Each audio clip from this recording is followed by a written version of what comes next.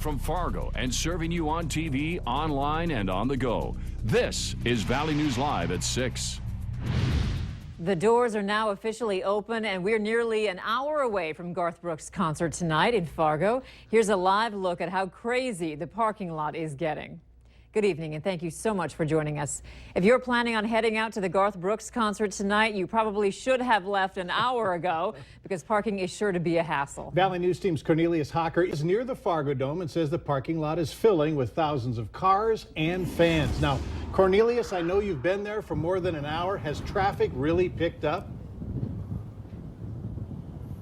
Yeah, Mike and Andrea, traffic is continually coming in, coming out. And you're right, thousands of people are coming from all across the valley to what's going to be the biggest concert of the year thus far. And you know, with all these people comes the issue of parking. Now, earlier today, I was at the Fargo Dome where the parking lots, as you can see, looked pretty bare, but obviously that's not the case now. I had the chance to speak to some people who live near the Fargo Dome, and they say they know parking for big events like this is always tough, and they don't mind helping people out.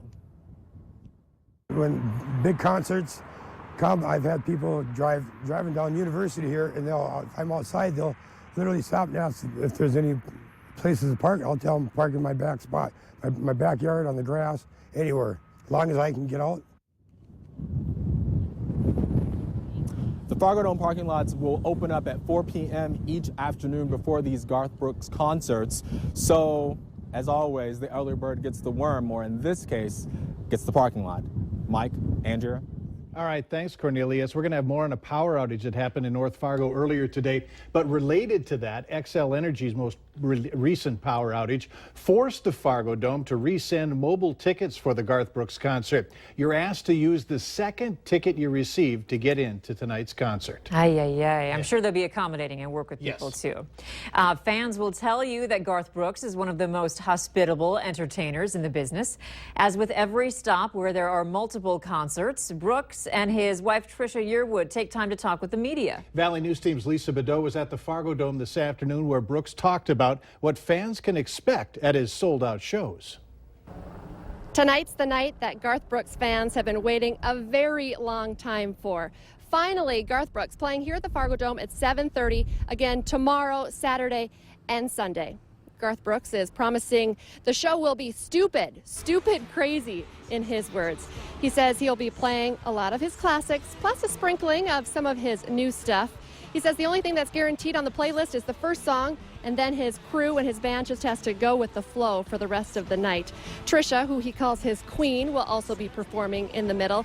They say their love of the music and of each other definitely brings something special to the show. We genuinely love what we do, you know, and so there's that moment in the show when we sing together that we're both getting to do what we absolutely love to do, and we're with the person we want to be with. So I think that I hear back that love and that electricity and that fun shows. I go to concerts still, and nothing bothers me more than to go to see some guy I love, and he just dumps a whole new album in. I'm like, dude, I love you. I'll get the new album, or I've got it, but I haven't learned it yet, you know.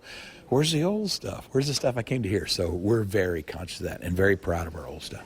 I asked Garth how he does it. How does he keep up all of the energy to continue to perform like this? He says it's simply the music.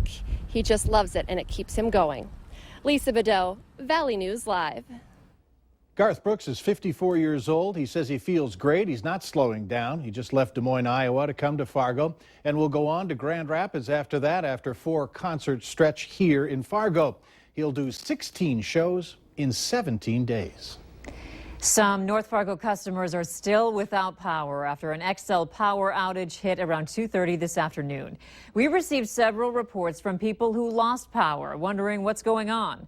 One woman near Broadway and 12th Avenue North says she heard multiple loud booms. Initially, about 7,000 customers were impacted in areas west of University Drive and between Main Avenue and 12th Avenue North. It's the 7th power outage we've seen in recent weeks. The Fargo Dome was in the dark momentarily during today's outage. They were in the dark for just about 15 minutes because a backup generator was used to get the lights back on. Fargo Dome General Manager Rob Sobolik reassured us if the power went out again tonight or any time over the next 4 nights, that the generator was capable of powering a Garth Brooks concert. In fact, for you trivia buffs, Sobolik says an NDSU football game uses more power than a concert. On to our weather now. Sunny and hot out there today. It was a great day to catch some rays, maybe even play some tennis. Let's head over to Hutch Johnson to see what tonight it has in store. Hutch? Thanks so much. And believe it or not, our temperatures here in Fargo warmer than in places in California where it's snowing right now. 90 in Fargo Moorhead, 92 the temperature in Grand Forks. We do have clear skies, but with combination of dry air, gusty winds, and those hot temperatures have increased the fire danger. Our area in a red flag warning. That means avoid burning out there. We're going to say mostly clear and dry this evening with temperatures succumbing to the 70s by the time we get into the 9 o'clock hour. Grand Forks, it was actually warmer by a couple of degrees there. And it will stay mild this evening as well. Andrea, 96, the record highs in both Grand Forks and Fargo today. So it was not record-breaking weather, but boy, did it warm up quickly. Still excellent. Yes, indeed. Thanks, Hutch. All right, you heard Hutch talk about it, and officials concur that much of the area is in a dangerous weather pattern for fires because of the dry conditions and the heat and the high winds. So the state of Minnesota has issued a burning ban for Clay County. Sheriff Bill Berquist says they were notified by the state this morning that no burning permits will be valid until Saturday. Anyone caught burning during the ban can be fined.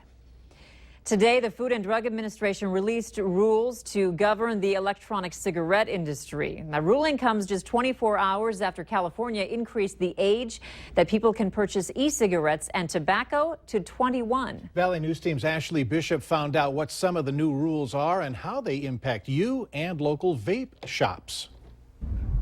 The FDA says tobacco use is the single largest preventable cause of death and disease in the United States and will now regulate vape pens, e-cigs, cigars, and hookah tobacco.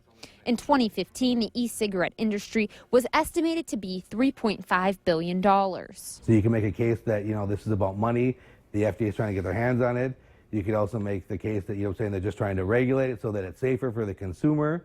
Enders admits that he doesn't know fully how this will impact him just yet, but says North Dakota already has strict laws for selling e-cigarettes. Require it to be in a childproof bottle, write down, that it contains nicotine, the amount of nicotine that's in there. Although many of the e-cig shops are following the laws put forth by cities and the state, there will be some new regulations. Here at Infinite Vapor, they sell e-juices that are made in a lab. Under the new FDA rules, they may have to seek approval from the federal government to continue selling those juices. We've always tried to be ahead of the curve and make sure that what we are making and selling is premium. The regulations were announced 5 years ago and are something local vape shops knew was eventually coming. It's hard to comment on what it means or what it does not mean, but I can tell you it most likely will favor big tobacco and big pharma since they pay politicians to make sure stuff favors them. It could be a multitude of things. It could be higher prices for consumers. It could be higher prices for stores. It could be some stuff does not get approved. The new regulations go into effect in August. In Fargo, Ashley Bishop, Valley News Live. And those new regulations are likely to set up a legal battle between the e-cig industry and the FDA. Local vape shops have taken to social media looking for support from the public for their industry. Our heroine epidemic is the topic of discussion at a public forum in West Fargo tonight and then Grand Forks next week.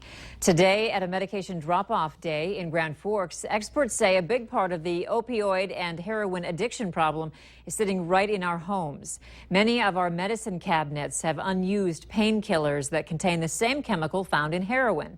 The drugs are not only a danger to children, they also make you a target for crime. We have a lot of break-ins that take place in this community and other communities, and a lot of the break-ins are looking for prescription drugs that people store in their house. A public opioid drug forum will be held from 6:30 to 8 tonight at the West Fargo High School Theater. Another one will be held next Tuesday evening from 6:30 to 8 at the Empire Theater in downtown Grand Forks. People in West Fargo are getting a big change in their water supply, and the city wants to be sure everyone stays up to date on what's happening. The city is urging people who live there to sign up for Coded West Fargo,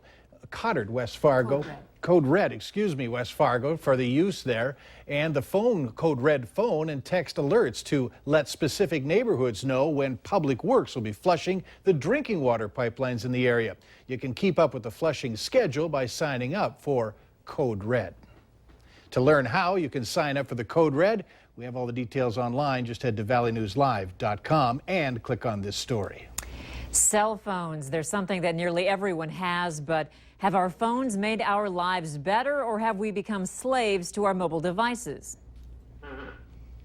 I think that's kind of part of the world that we live in now, but at the same time, there's got to be a limit. Tonight on Valley News Live 10 at 10, reporter Ashley Bishop reveals some shocking numbers about how much time people actually spend on their phones, and also explores the idea of whether this social norm is causing people to go down a road of addiction. Some good news for frequent travelers of 13th Avenue South in Fargo. We'll have details later on Valley News Live at 6. Temperatures soared today into the 90s in the valley, a lot of 80s across Lakes Country. Another gorgeous sunrise captured by the Tower Cam time lapse. 91 the high in Fargo today, 92 Grand Forks, and the 90s will be heading out. Details next.